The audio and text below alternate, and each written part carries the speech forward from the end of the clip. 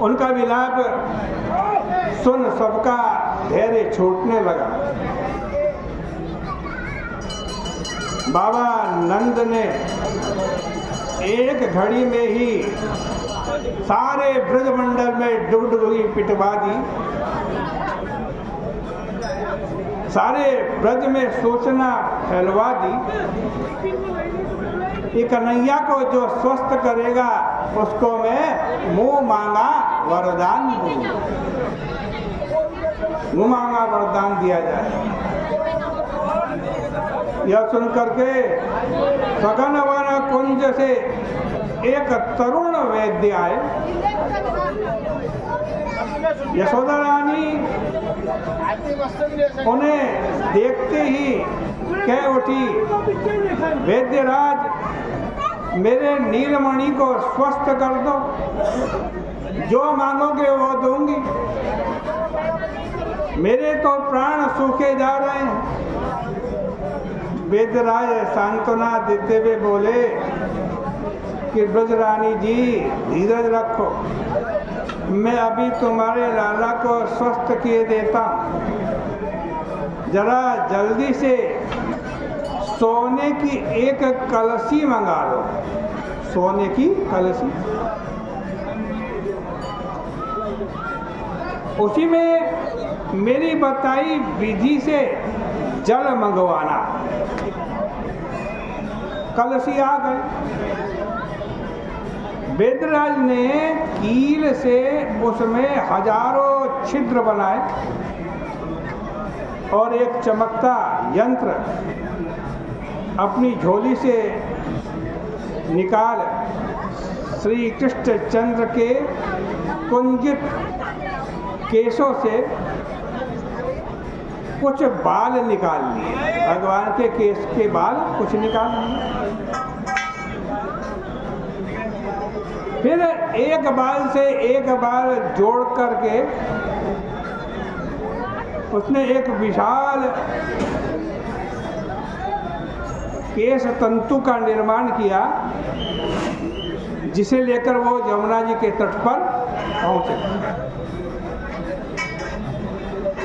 नौका से यमुना पार कर उन्होंने उस तंतु का एक छोर तमाल के मूल में बांध दिया और दूसरा छोर ठीक उसी के सामने नदी पार दूसरे तमाल के वृक्ष में बांध दिया। यानी नदी के आर पार एक भगवान के जो केश का तार था वो बंध गया। अब वेद्यराज ने यशोदा रानी से कहा कि यशोदा जी, ब्रजरानी जी, किसी सती स्त्री को भेजो जो इस तंतु पर पैर रख आज इस नदी के पार जावे और उस पार से जल लेकर के आए।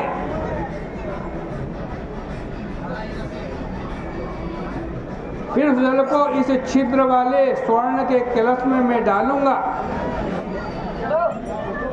उसी यमुना जी के जल से भगवान कृष्ण का अभिषेक होगा, वो स्वस्थ हो जाएंगे और ठीक हो जाएंगे।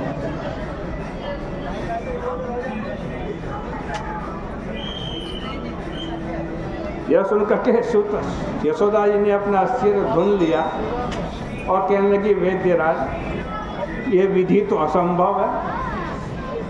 इस बाल के तार पर कौन चल पाएगा और चलते ही तार टूट जाएगा। वैद्य जी ने कहा कि ब्रजरानी जी घबराओ मत, सतियों की महिमा अपार है।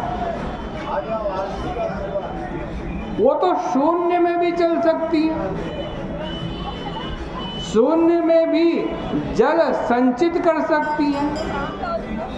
और फिर ब्रज की सतियाँ, ब्रज में तो सतियों की खान है, बड़ी बड़ी सतियाँ हैं। और कुछ सतियाँ तो ऐसी हैं जो अपने आप को अनुसूया और सावित्री से भी बड़ी समझती हैं। तब यशोदा ने जोर से चिल्ला करके आवाज लगाई, सतियों का आह्वान किया।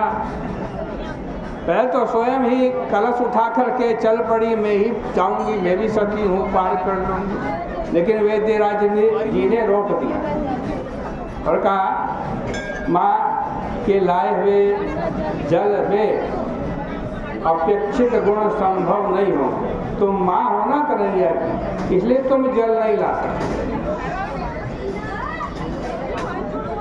वैद्य ने वहां पर गोप सुंदरियों की भीड़ की ओर देखा।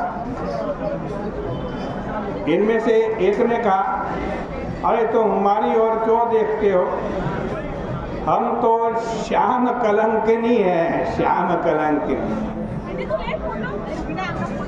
हमारे लाए जल से चैतन्य कहाँ होंगे।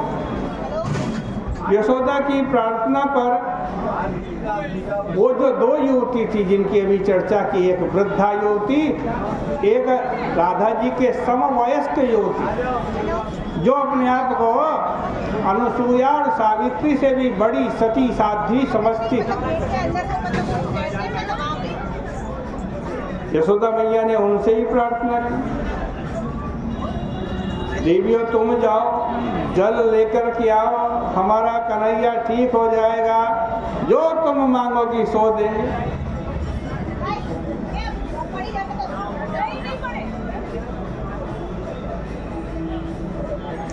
सर्वप्रथम जो युवती थी वो इटलाते हुए कलसी उठा ली और जल भरने के लिए चल दी। गोपियों की अपार भीड़ उसके पीछे पीछे चल पड़ी, किंतु केश तंतु पर जो ही उसके चरण पड़े वो टूट गया। वो यमुना में डुबकी लगाने लगी, डूबने लगी, हाय बचाओ बचाओ। किसी प्रकार मल्लाहों ने उनके प्राणों की रक्षा। अब एक वृद्धा जो अपने आप को सती साध्वी समझती थी, उसकी बारी आई। केश तंतु का पुनः आज ग्रंथन हुआ, किंतु जो दशा युवती की हुई वही वृद्धा की भी हुई। यशोदा मैया के मुख पे निराशा छा गई। वह वैद्यराज से बोली, वैद्यराज आप ही ज्योतिष गणना से अब किसी ऐसी सती का परिचय बताएं जिसके द्वारा कार्य सिद्ध हो जाए।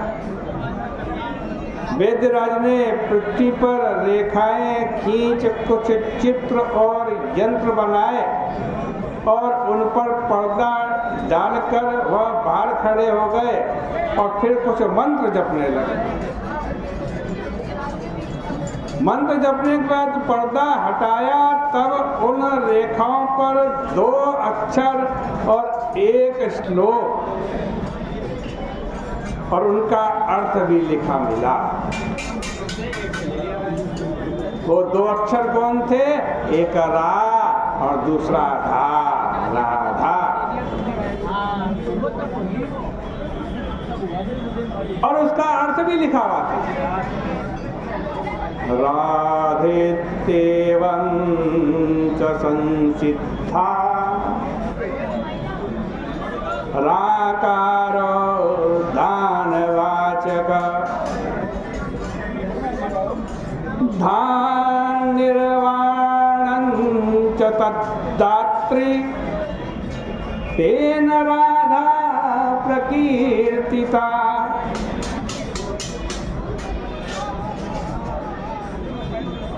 इसे देखकर वेदराज प्रफुल्ल चित्त होकर के बोले, बजरानी जी अब चिंता की कोई बात नहीं। ब्रज में एक परम सती है जिसका नाम राधा है, राधा है। इस संसार को वो मोक्ष भी दे सकती, उन्हें शीघ्र बुलाई। किशोरी जी को यहाँ की घटना का कुछ पता नहीं था। वे एकांत में बैठी भी पुष्पमाला गूंथ रही थी, भगवान के ध्यान में मग्न, उन्हें गाना सुना रही थी।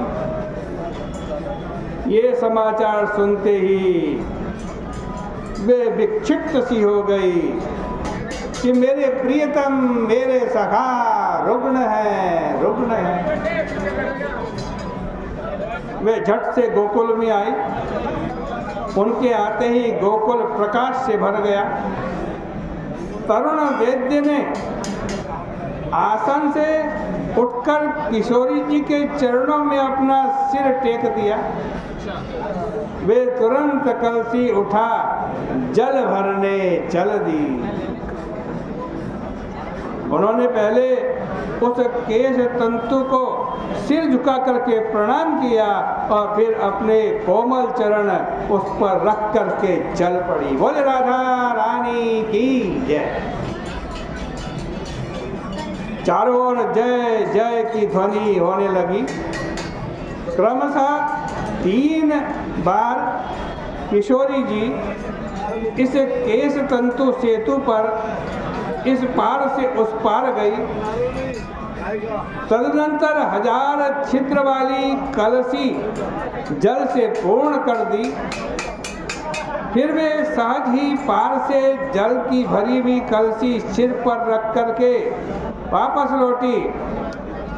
इस पर आकाश से पुष्प की वृष्टि होने लगी और सारा पथ पुष्पों से भर गया।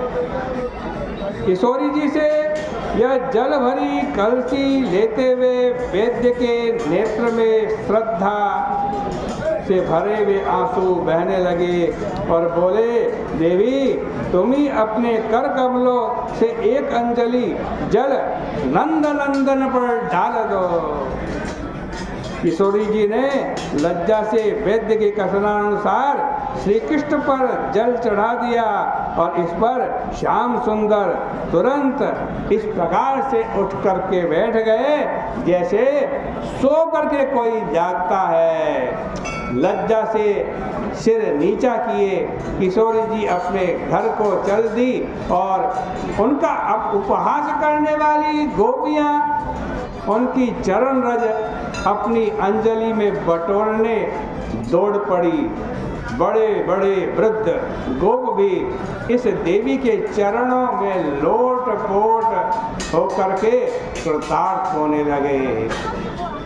ये इस प्रकार से कि राधा रानी और भगवान श्री कृष्ण का प्रेम अमर है।